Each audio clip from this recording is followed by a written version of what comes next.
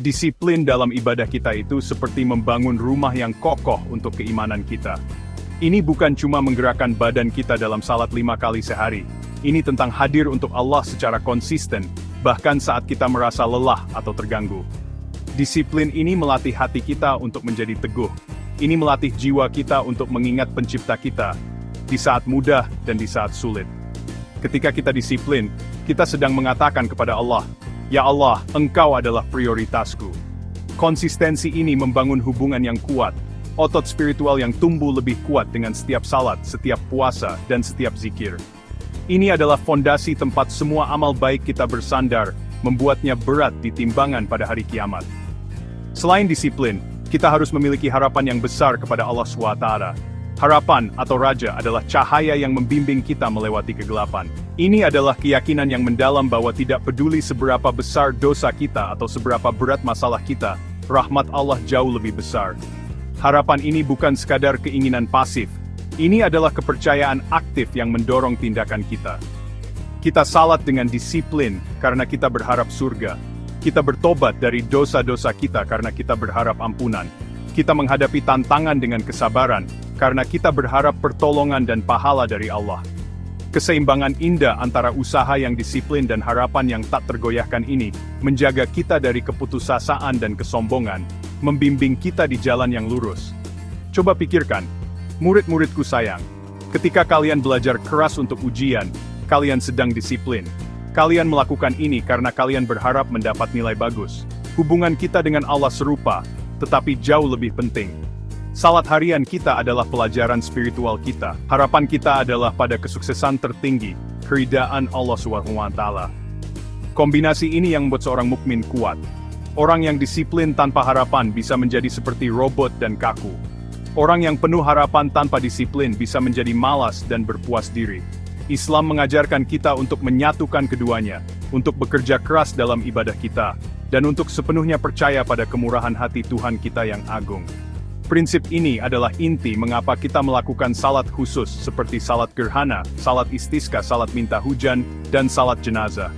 Ini bukan hanya ritual, ini adalah ekspresi kuat dari disiplin dan harapan kita.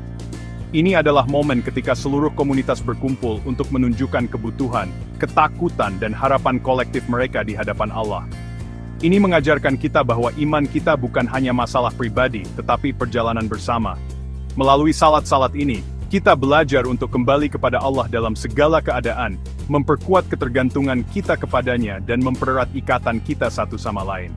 Ini adalah pelajaran yang membentuk kita menjadi Muslim yang lebih baik, dan manusia yang lebih baik.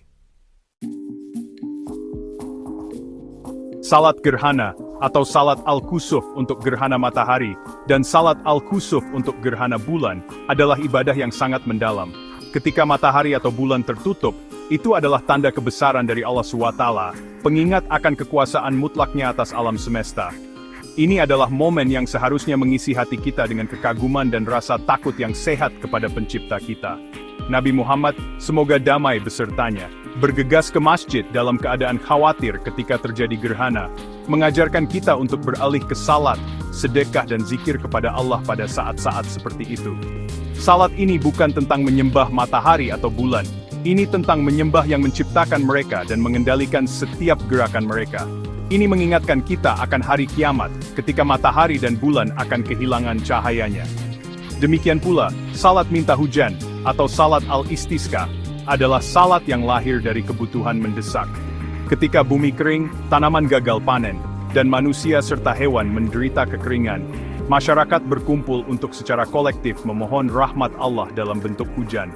Ini adalah tampilan kerendahan hati yang kuat. Kita mengakui ketidakberdayaan kita sepenuhnya dan ketergantungan total kita kepada Allah untuk rezeki kita.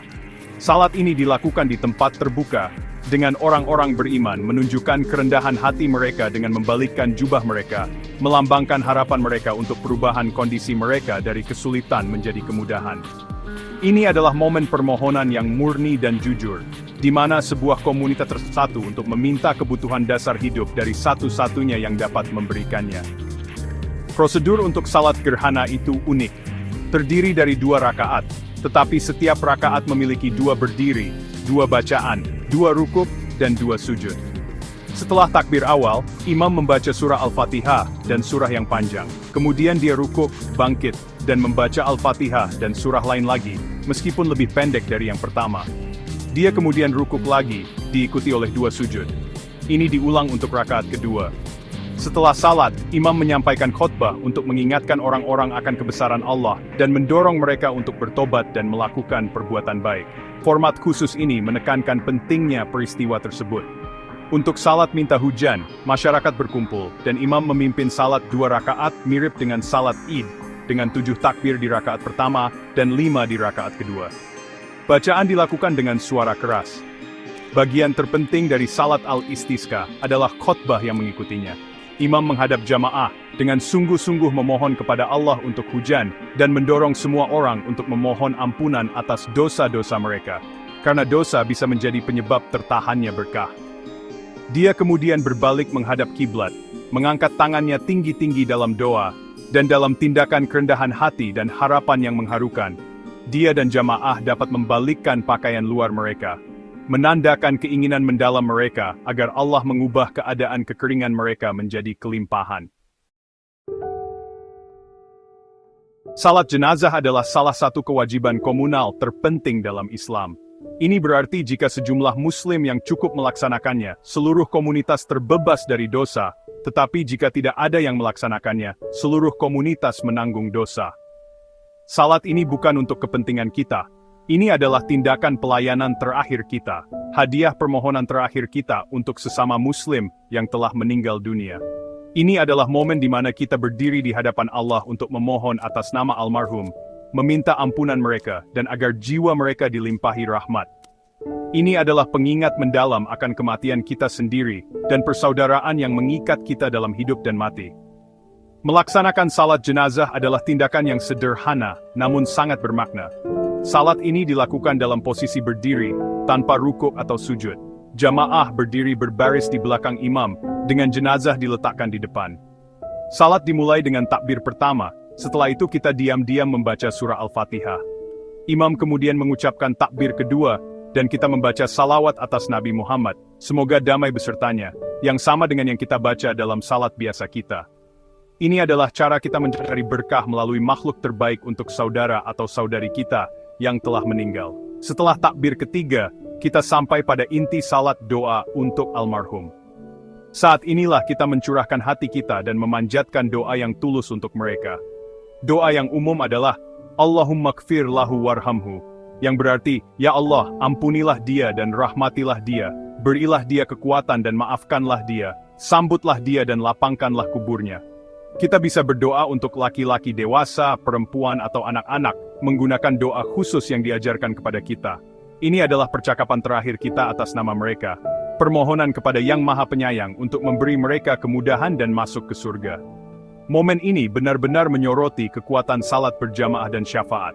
Salat diakhiri dengan takbir keempat. Setelah itu ada jeda singkat. Beberapa ulama menyarankan doa singkat untuk almarhum dan untuk semua muslim sebelum imam mengakhiri salat dengan 1 atau 2 salam, biasanya ke sisi kanan. Adab atau etika, salat ini meliputi keikhlasan, fokus pada doa, dan merenungkan kematian kita sendiri yang akan datang. Dengan berpartisipasi, kita tidak hanya memenuhi kewajiban kita kepada almarhum dan keluarga mereka, tetapi juga melembutkan hati kita sendiri, mengingatkan diri kita untuk bersiap menghadapi hari ketika orang lain akan berdoa untuk kita. Salat-salat khusus ini bukan hanya ritual spiritual yang dilakukan secara terpisah. Ini adalah pelajaran yang kuat dalam kepedulian sosial dan solidaritas komunitas. Ketika kita melaksanakan salat gerhana, kita tidak hanya berdiri dalam kekaguman akan kekuasaan Allah sendirian. Kita berdiri bahu-membahu dengan tetangga kita, berbagi momen perenungan dan ketakutan, yang memperkuat ikatan komunal kita. Khotbah setelahnya seringkali mendorong kita untuk meningkatkan sedekah. Ini secara langsung menerjemahkan peristiwa spiritual menjadi bantuan nyata bagi kaum miskin dan yang membutuhkan di masyarakat kita. Ini mengajarkan kita bahwa ketika kita merasa rentan, respons terbaik adalah kembali kepada Allah dan menunjukkan kebaikan kepada ciptaannya. Salat minta hujan. Salat al-istisqa mungkin adalah contoh paling jelas dari ibadah yang diterjemahkan menjadi kepedulian sosial. Kekeringan tidak hanya memengaruhi satu orang, itu merugikan seluruh komunitas, para petani, keluarga, hewan, seluruh ekonomi. Dengan berkumpul untuk salat, kita secara kolektif mengakui masalah bersama dan mencari solusi bersama dari Allah. Tindakan ini menumbuhkan empati. Kita merasakan kesulitan petani yang tanamannya mati. Kita memahami kekhawatiran keluarga yang sumurnya mengering. Salat ini menghilangkan keegoisan dan membangun rasa tanggung jawab kolektif untuk kesejahteraan masyarakat kita. Bahkan salat jenazah adalah tindakan kepedulian sosial yang mendalam. Ketika kita meninggalkan rumah dan pekerjaan kita untuk menghadiri salat jenazah seseorang, bahkan orang asing, kita memberikan dukungan emosional dan spiritual yang besar kepada keluarga yang berduka.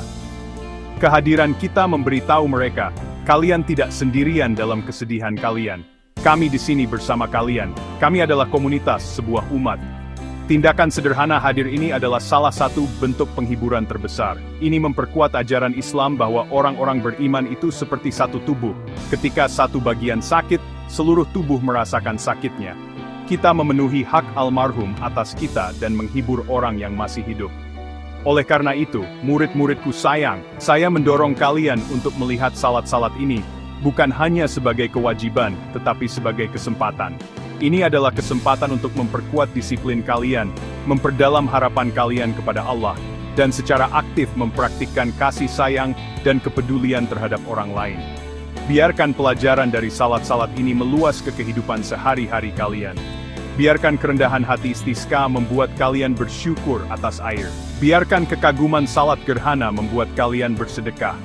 Biarkan kekhidmatan salat jenazah membuat kalian menjadi teman dan anggota keluarga yang lebih mendukung. Dengan menerapkan nilai-nilai ini, kalian tidak hanya melakukan salat, kalian menjalani esensi Islam itu sendiri, menjadi sumber rahmat dan manfaat bagi semua orang di sekitar kalian.